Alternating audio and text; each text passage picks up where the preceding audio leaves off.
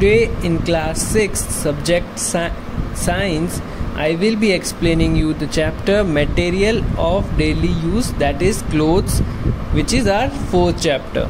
So people living in different part of country and the world wear different kind of clothes depending on the weather condition and the culture. So क्या होता है, different part के country में भी और world में भी अलग अलग वेशभूषाएं होती है. मतलब जो कपड़े पहनते हैं वो अलग होते हैं डिपेंडिंग अपॉन द वेदर. जैसे कि वेदर एंटार्क्टिका और ग्लेशियर रीजन्स में वेदर विंटर बहुत तेज़ होती है, तो फिर वहाँ पर हैवी क्लोथ्स पहनते हैं, वुलन क्लोथ्स पहनते हैं.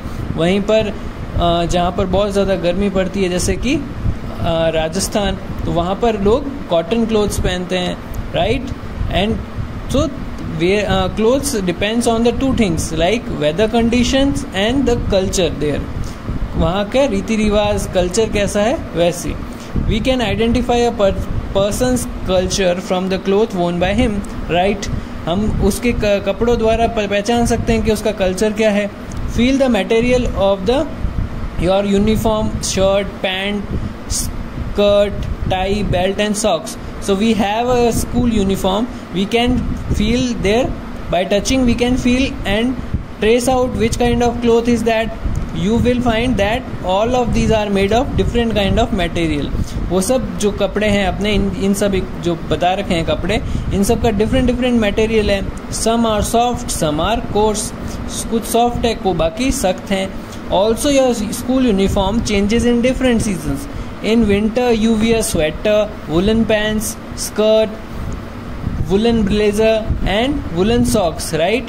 In summer you wear cotton uniform. तो जैसे कि ठंड में हमारी यूनिफॉर्म चेंज हो जाती है, हम स्वेटर पहनते हैं. वहीं पे समर में क्या होता है, यूनिफॉर्म जो है वो कॉटन की होती है ताकि गर्मी ना लगे. The above mentioned observations show that light color clothes are worn in summer and dark woolen clothes are worn in winter. सो क्या होता है, जैसे कि समर में अपन जानते हैं गर्मी बहुत तेज़ होती है, तो उस टाइम को लाइट कॉटन क्लोथ्स ही पहनेंगे ताकि स्वेटी ना हो. वहीं पे डार्क वुलन क्लोथ्स पहनते हैं ताकि डार्क जो क्लोथ्स होते हैं वो हीट एब्जॉर्ब करते हैं, तो वो विंटर्स में ज़रूरी है ताकि गर्म रख सकें हम अपने आप को. Clothes protect our body from weather condition such as heat, cold and rain. So these are the 3 different season weather in which we wear accordingly, right. Notice the difference in the material of various clothes like fabrics around yourself. तो अपने आसपास के जो कपड़े हैं उनको material को notice कीजिए, फील कीजिए हाथ से कि वो क्या फैब्रिक का है. You will find that the seat cover of car, bus made of sturdy fabrics. यानी जो कार और बस में जो सीट कवर्स होते हैं वो बहुत सख्त होते हैं. Whereas the fabric used in a dress are soft. तो जो हम कपड़े पहना करते हैं वो सॉफ्ट होते हैं, राइट. हिस्ट्री ऑफ क्लोथिंग मतलब कि कहाँ से कब से ये क्लोथिंग शुरू हुई है, तब क्या पहनते थे और आज क्या फ़र्क आ चुका है वो पढ़ेंगे हम इसमें. In ancient time people use to cover their body with bark, big leaves of trees और एनिमल स्किन एंड फर. तो क्या होता था एंशियंट टाइम, अर्ली मैन क्या करते थे, वो क्या पहनते थे, बार्क्स पहनते थे. बार्क्स यानी वो तने के, बिग लीव्स ऑफ ट्रीज और animal skin. As you can see in this picture, this man and woman are wearing animal skin, right, or furs. People used to wrap these around various part of the body in different ways. So as we can see in this, they are wearing animal skin, barks and leaves of trees. After people began to settle down in different communities and with the development of agriculture, they learned to weave twigs, grasses into mats, basket and other utility. So क्या हुआ, जैसे जैसे ना different communities develop हुई, agricultural सीख लिया human being ने, तो उन्होंने वीव करना यानी बुनना सीख लिया. ग्रासेस को और ट्विग्स को कैसे मैट्स में करें, बास्केट्स बनाएं और डिफरेंट यूटिलिटी आइटम रोज़मर्रा की ज़रूरतों के हिसाब से. They also use to twist vines. वो क्या करते थे, जो क्लाइंबिंग जो बेल होती है उसको मोड़ देते थे, ट्विस्ट करके उनको बुन लेते थे. एनिमल फील्स जो कि वुलन को होते हैं जैसे कि याक, और एनिमल स्किन जो ये पहन के रखे हुए ऐसे. And hair into long strand. These long strands were then woven into fabrics. So they have been converted into fabrics. In India, cotton was grown early near the river Ganga during the Harappan period as early as 2500 BC. So India में क्या हुआ था, कब से शुरू हो चुका था? अर्ली 25 BC में शुरू हो चुका था. BC यानी बिफोर क्राइस्ट, हरप्पन पीरियड में. And there are evidence showing flax यानी linen, a plant that gives fabrics which were used in Egypt. Egypt में जो यूज़ किया जाता था 7000 ईयर अगो, वो वाले. In ancient Egypt, cotton and flax were grown near the river Nile and used for making clothes. So even in Egypt also that kind of cotton and clothes were grown, which were grown near Ganga river. At that time stitching was not known to people. लोगों को stitching यानी बुनाई नहीं आती थी. They simply used to wrap a big piece of cloth around them. वो बस खाली ओढ़ लिया करते थे. This is how saris worn by women originated in India. तो यहीं से ही जो साड़ी जो घर में महिलाएं पहनती है, इंडिया में जो ओरिजिनेट हुई थी वो यहीं से हुई थी, wrapping around. Invention of sewing needle led to a stitching of fabrics into various types of dress. तो जब इन्वेंशन हुआ नीडल यानी सुई का, तो उससे फिर सारी जो भी ड्रेसेस थी उनको बुनना पॉसिबल हो पाया, स्टिचिंग पॉसिबल हो पाई, जैसे कि shirt, pants, suits, blouses and skirts. So this were the needles then. उस समय की एंशियंट नीडल्स इस तरह हुआ करती थी. Even today fabrics like sari, dhoti, lungi and turban are worn unstitch cloth. तो ये जो काइंड्स हैं ये सब अनस्टिच ही हैं, they are just wrapped around, right. Now different type of fabrics. Nowadays a large variety of fabrics is available. Some of plant origin, कुछ तो प्लांट ओरिजिनेटेड है जैसे कि cotton, jute. Some are animal originated जैसे कि वूल हो गया और सिल्क हो गया. सम आर मैन मेड जैसे कि nylon, polyester. Based on the origin the fabric can be classified as natural fabrics. Natural कौन कौन से होंगे? जो प्लांट्स और एनिमल्स से हैं. और सिंथेटिक फैब्रिक्स कौन से होंगे? जो केमिकली बनाए जाते हैं, जैसे nylon, polyester. Now we will start with natural fabrics. Natural मतलब जो नेचुरली हील्ड हो, रेदर देन केमिकल और factory made. Fabrics made of fibers obtained from natural sources are termed as natural. जो naturally yield किए जाएं वो natural fabrics हो गए. There are further divided into two categories. एक तो एनिमल फैब्रिक्स और एक प्लांट फैब्रिक्स. तो जो नेचुरल फैब्रिक्स को फर्दर डिवाइड किया एनिमल और प्लांट में. जो एनिमल से मिलते हैं वो एनिमल फैब्रिक्स हो गए, जो प्लांट से मिलते हैं वो प्लांट्स फैब्रिक्स हो गए. So let's start with animal fabrics. Animal fabrics originating from animal sources are wool, cashmere, fur and silk. These are the animal fabrics.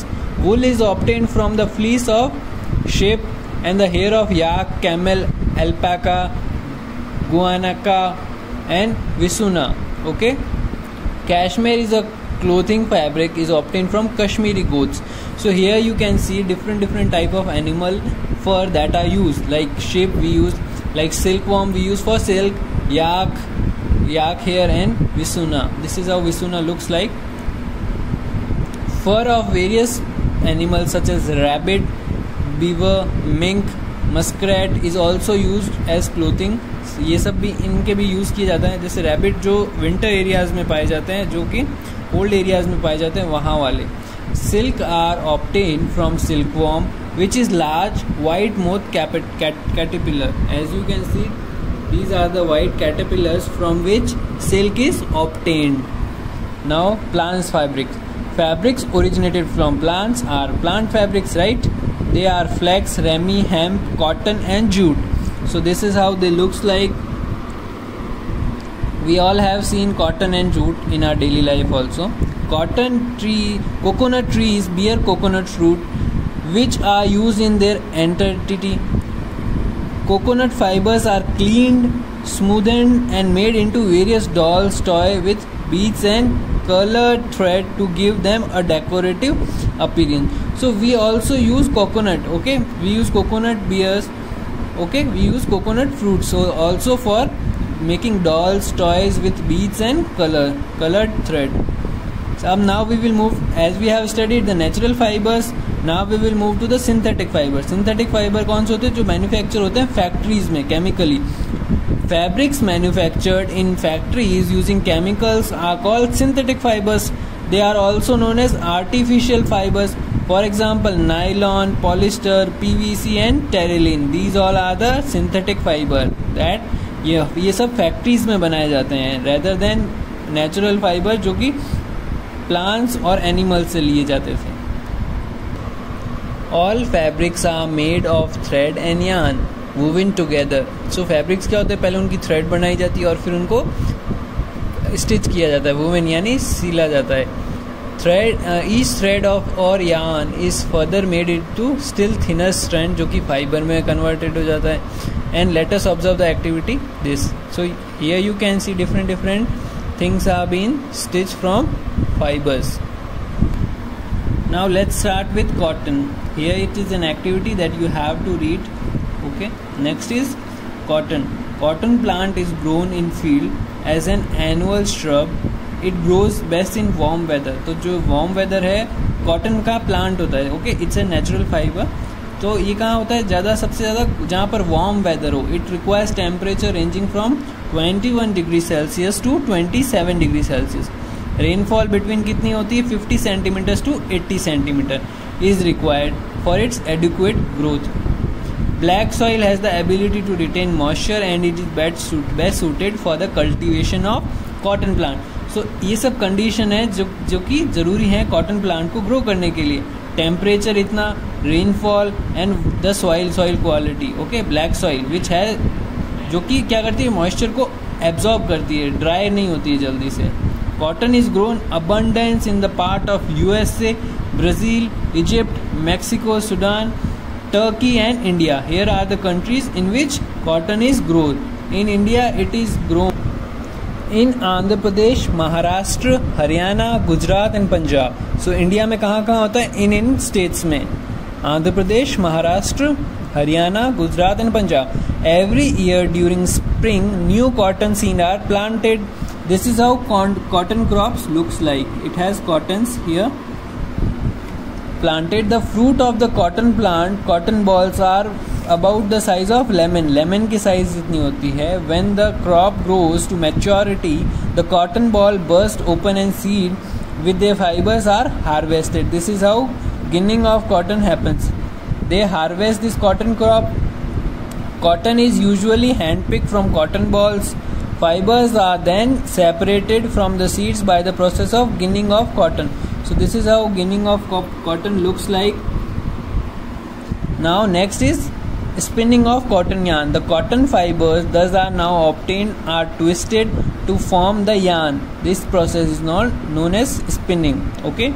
So during spinning, fibers from a mass of cotton balls are taken. लिए जाते हैं balls, cotton balls ली जाती है, फिर उनको twist किया जाता है. It is done with a simple hand operated device called tekli. Another hand operated device for spinning is called charkha. We all aware of charkha. We have seen at times in the photos, but now it is done by machines. On a large scale, spinning of yarn is done with the help of spinning machine. So nowadays it happens through spinning machine. Earlier it used to happen with charkha.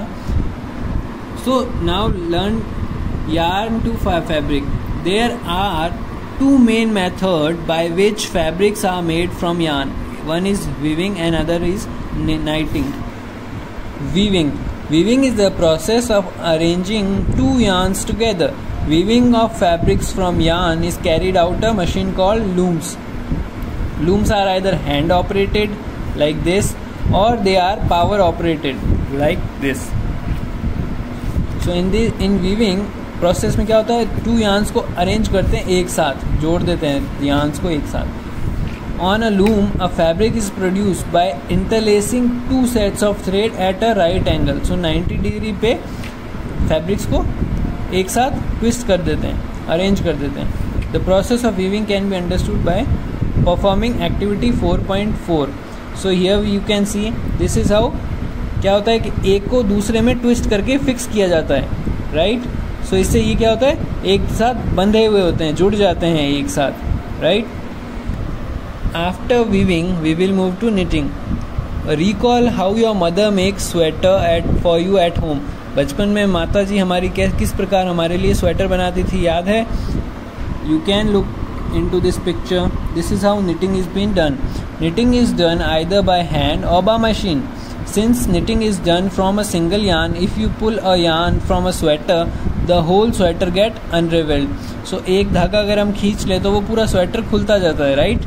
Socks, sweater and many other clothing items are made by knitting yarn.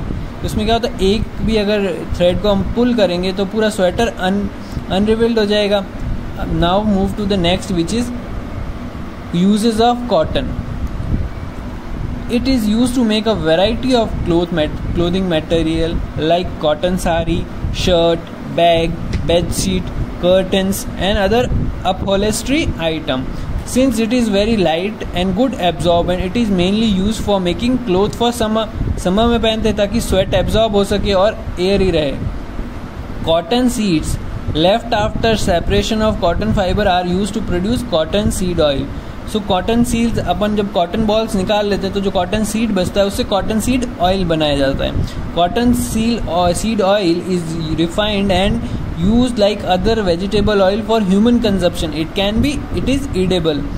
The cotton seed meal खाल now left is use to for feed livestocks यानी cattles के लिए.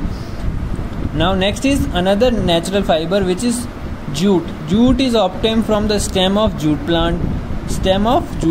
This is how cultivated and harvested jute plants looks like.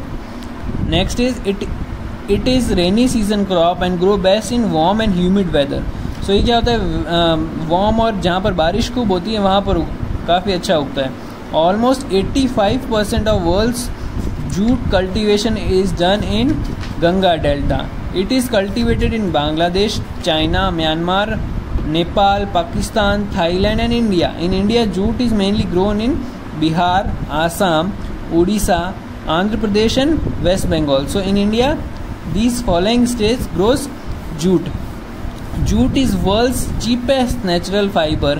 It requires an ideal temperature of 80 degrees Celsius to 33 degrees Celsius and humidity range from 70 to 80% to grow well. So this is the required condition to grow jute plant. Jute plants are harvested after flowering and before they turn into seeds. Jute plants are kept immersed in water for few days. As you can see, they are immersed in water for few days. It leads to the rotting of the soil stem. It is done to soften the tissues of that fiber can easily separated. तो क्या होता है, उसको water में रखा जाता है ताकि उसके फाइबर्स इजीली सेपरेट हो सके. This process is known as retting. Later on fibre are stripped from the stalk in long strand.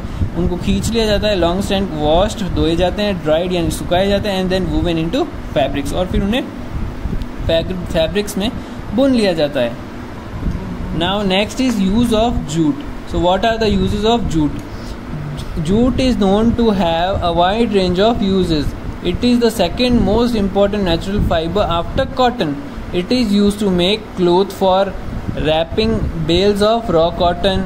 It is used to make sack and other wrapping material, and it is woven into curtains, handbags, chair covering and carpets and many other things. So here in picture also you can look jute items, and even at your home you would have something made of jute. So this is all from the chapter. You have to learn the definitions. Okay.